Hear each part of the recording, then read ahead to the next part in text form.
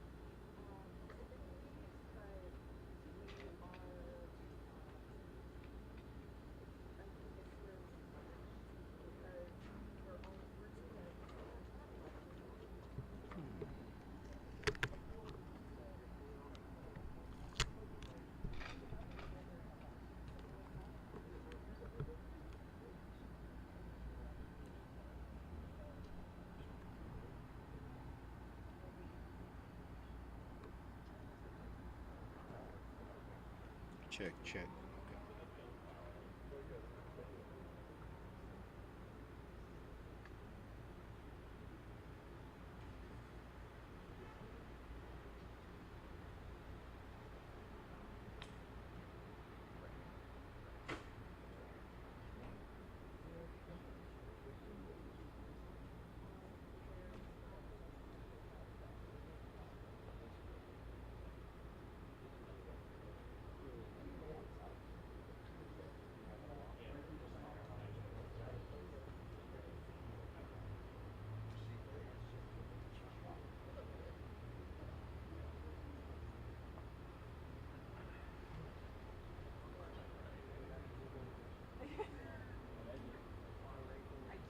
I do not envy the having to wear the jackets. I do not envy that.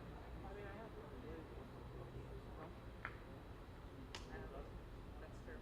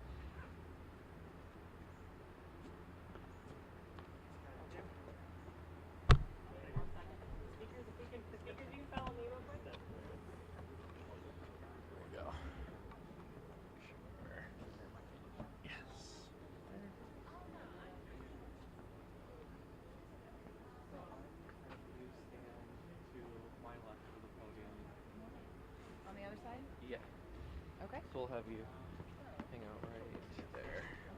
Should be good. So run of show is right here. Thank you, sir.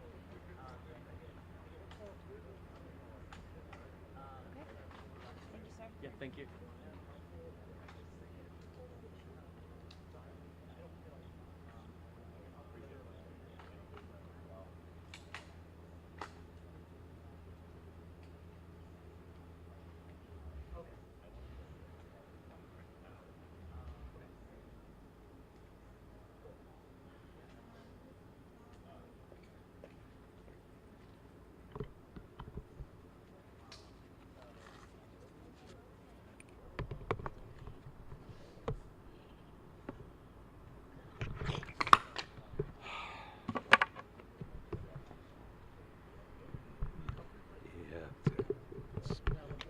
Crowded today. A little bit. Yes. Where you gonna put it? That work? I would see these don't. Yeah. I don't think they would. See, the thing won't hold up. Tried that. You're younger and stronger than me, Nicholas. Yeah, right. So, Still leaning. yeah. What we can do. Yeah, I was gonna say when we There we prop go. it up there. Yeah, there we go. Perfect.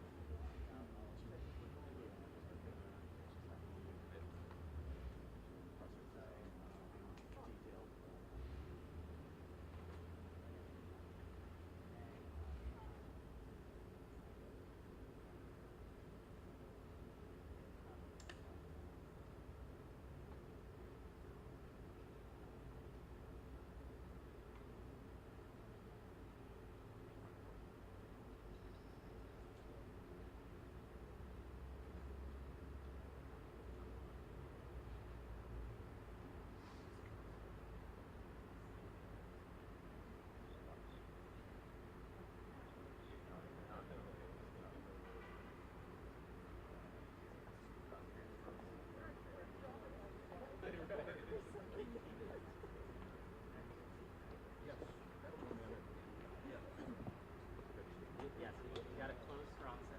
All right, folks, if you want to kind of come in a little bit closer. Yep. Want to stand up Walk the line. like you all like each other. Okay. I need you to sit because you're in front of the cameras. All right. Okay. Everybody ready? Okay. Good morning, and thank you for joining us today. We're here at St. Mary's High School to announce the next step we're taking to make our city streets safer, no matter how you choose to get around, whether that's walking, biking, driving, or public transit. Before we get started, I want to thank St. Mary's President Mike England for graciously hosting us here today. And I appreciate President Megan Green and Alderman Shane Cohn for their attendance and their partnership on this issue. I also want to recognize the representatives of TrailNet and the Community Mobility Committee for joining us today. Thank you for your advocacy and for standing alongside us on this important announcement. According to the Governor's Highway Safety Association, 20 pedestrians die every day in our country due to dangerous driving. Nationwide, pedestrian fatalities are at a 40-year high. St. Louisans are seeing the tragic impact of this rise up close. Just 1 block from where we stand now, 2 people died and 3 were injured in a devastating crash at South Grand and Taft. So far in our city this year, 27 people have died in car crashes. 4 pedestrians have died walking on our city streets. Dangerous drivers have injured 134 pedestrians and 34 cyclists to date. Parents like myself want to make sure that children can make it to school safe or fear for their new teenage drivers getting on the road. My son Aiden's 16th birthday is next week, and he already has his driver's permit. As I am teaching him how to drive, we're having the hard conversations about being careful of drivers that speed or run red lights. In spite of this, how can we work together to make our streets and school zones safer for all of our kids, whether right here in Dutchtown or any other school in St. Louis? The St. Louis Metropolitan Police Department currently uses a data-driven method to enforce traffic laws, performing more than 200,000 traffic stops so far this year. But we can and must do more to hold reckless drivers accountable and keep our roads safe. My administration is following the 6 E's of traffic enforcement: engineering, enforcement, education, evaluation, equity, and encouragement under our St. Louis Safer Streets initiative, because this is a problem that unites our entire city. Already we're making major strides on the engineering portion. Working alongside the Board of Aldermen, St. Louis dedicated tens of millions in American Rescue Plan funds to repair our sidewalks, deploy safety fixes in the 10 most dangerous crash locations, take traffic studies off the shelf by implementing them, as well as redesign and repave 5 major thoroughfares that touch all sides of our city. Now, we're looking forward to enhancing our traffic enforcement beyond traffic stops. About 330 communities in 22 states are using automated traffic enforcement to hold drivers accountable and make roads safer. These programs lessen the burden on officers while reducing contact between police officers and people driving, saving time and resources. Plus, studies show that these programs are effective. A 2017 Northwestern University study of Chicago's program showed automated traffic enforcement reduced the number of crashes and had a positive spillover effect in surrounding areas, changing driver behavior even outside of corridors with cameras. A 2017 analysis of New York City's program highlighted how only 19% of offenders caught on cameras re-offended again. We're also learning from the way programs in other parts of the country have rolled out, with an eye towards equity. Automated traffic enforcement will not be a revenue tool for the city, and any fines will not go towards the city's general revenue fund. Any fine revenue will instead go into improving our infrastructure, educating drivers, or administering the program, not the city's general revenue fund. As it stands, this legislation safeguards privacy rights, ensures due process as outlined by the Missouri Supreme Court, and continuously assesses the program for effectiveness and impact on communities of color. Automated traffic enforcement is one key tool in our traffic safety toolbox, and I'm ready to work alongside the Board of Aldermen to make our streets safer and hold drivers accountable. It is now my pleasure to introduce President Megan Green.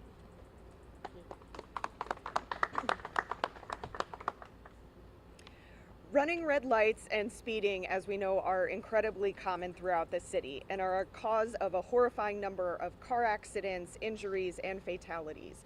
In fact, it's one of the biggest complaints that those of us at the Board of Aldermen hear from our constituents on a daily basis.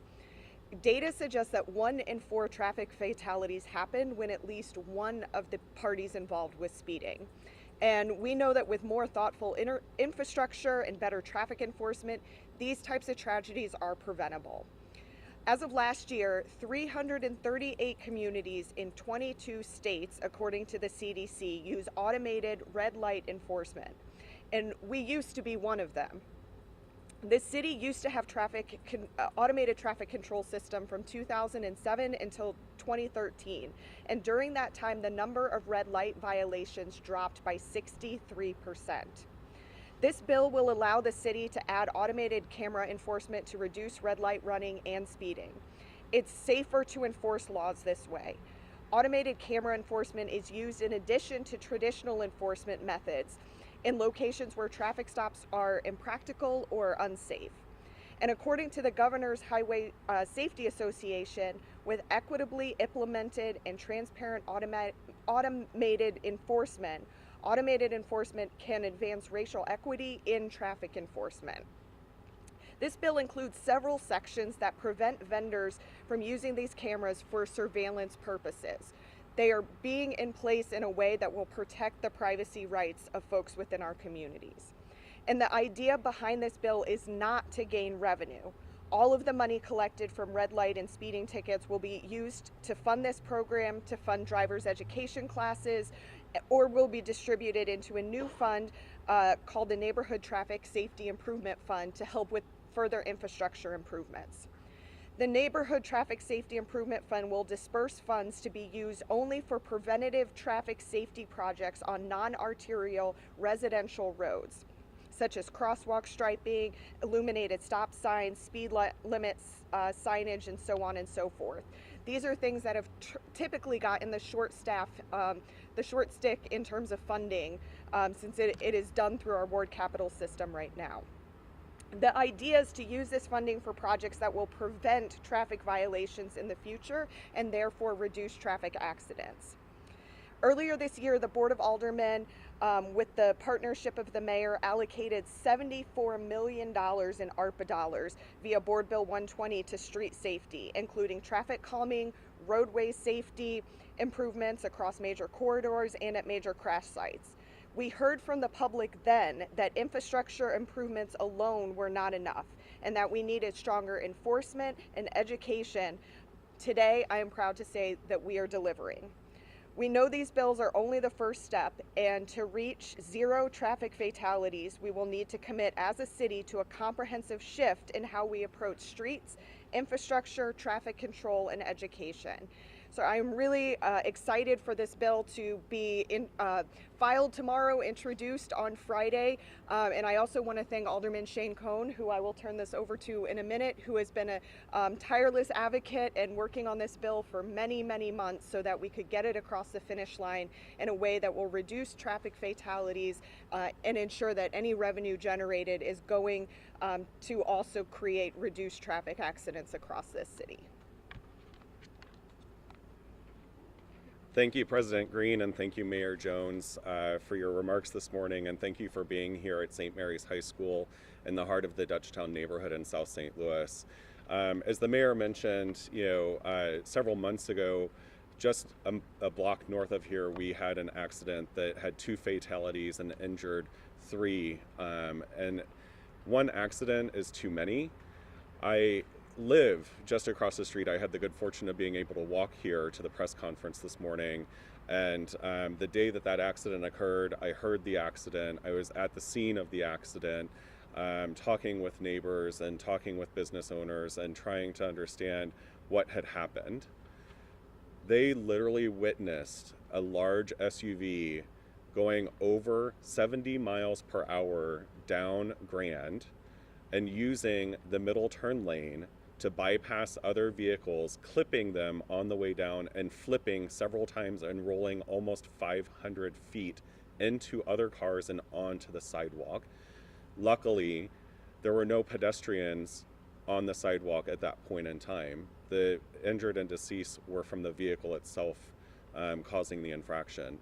These things are all too common in our neighborhoods. And there is only so many solutions that the city is able to employ. The mayor talked about the 6 E's of traffic safety, and certainly those are critical. But with capacity limitations that the city faces, it's important that we utilize as many resources at our disposal to be able to curtail the violations that happen throughout our communities and improve the safety of residents, pedestrians, cyclists, and others that use our streets and sidewalks every single day. I, for many of you that might be familiar, was very much opposed to red light cameras when I first got elected many years ago, partly because of the constitutionality of it, and was very happy when the Supreme Court struck down Missouri's law enabling the red light cameras. I am very happy to say that today I have worked with the mayor's administration, the city councilor's office, and others to try and work within the confines of the Missouri Supreme Court case and the law that's on our books today to ensure that these are constitutional, that they do not violate due process, and that we also are introducing companion bills that address surveillance, security, data collection, and other components that are important and vital components to our civil liberties here in the city of St. Louis.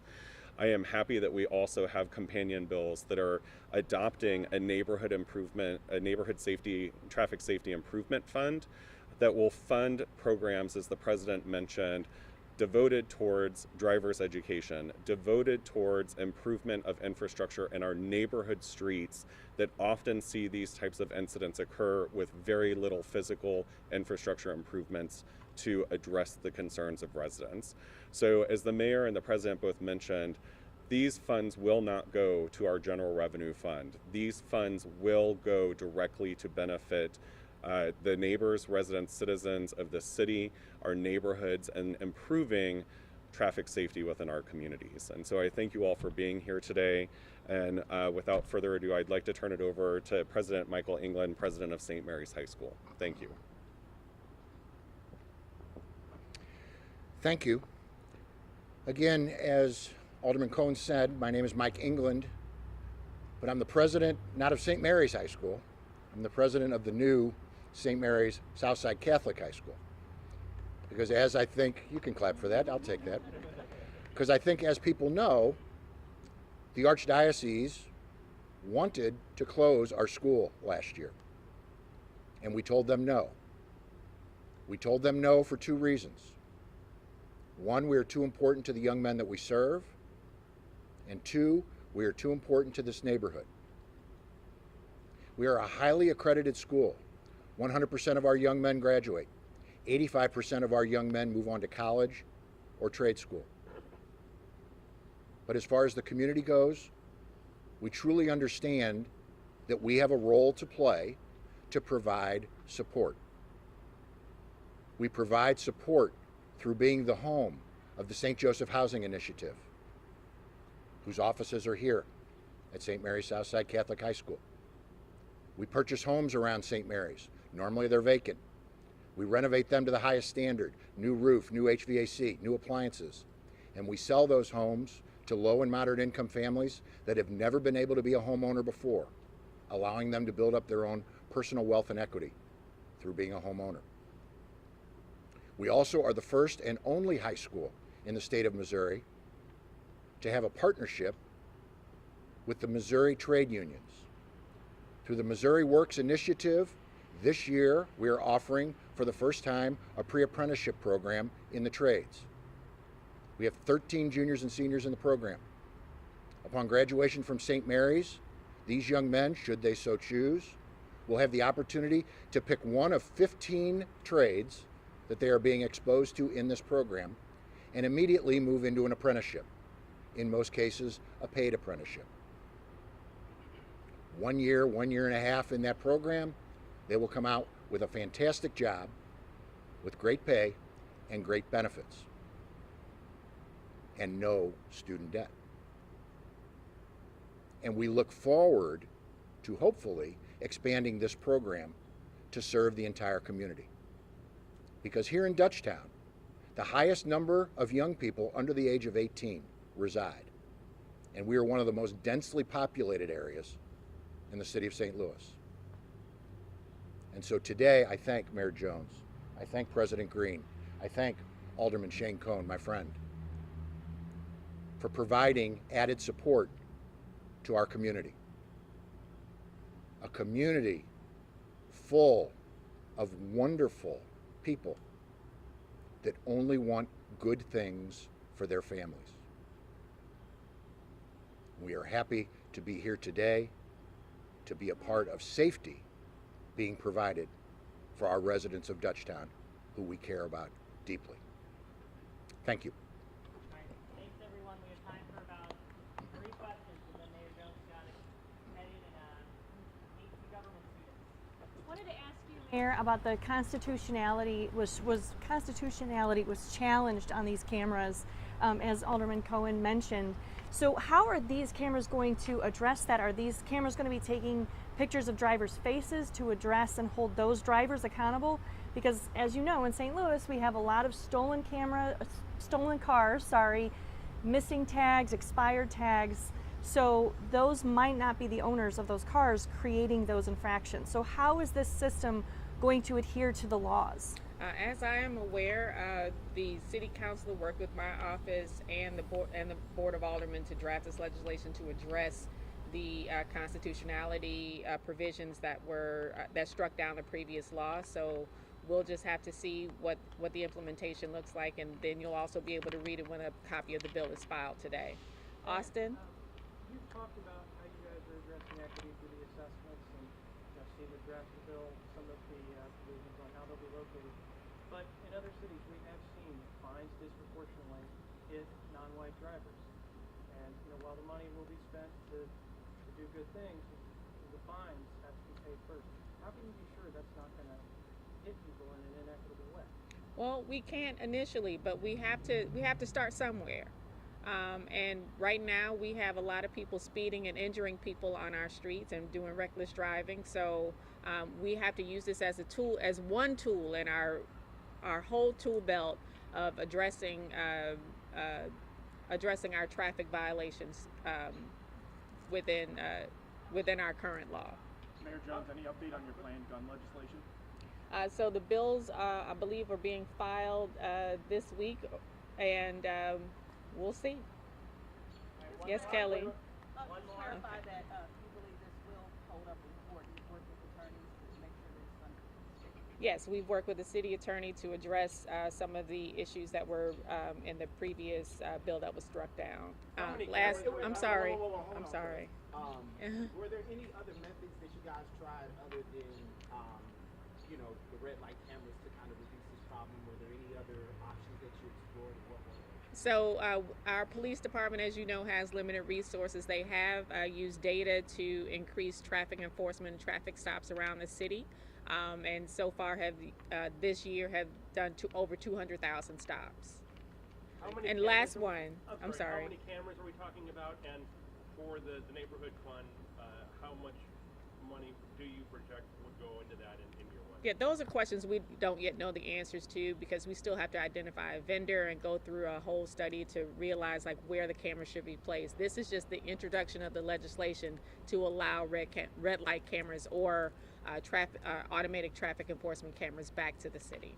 Thank you. Thanks, everyone. All righty.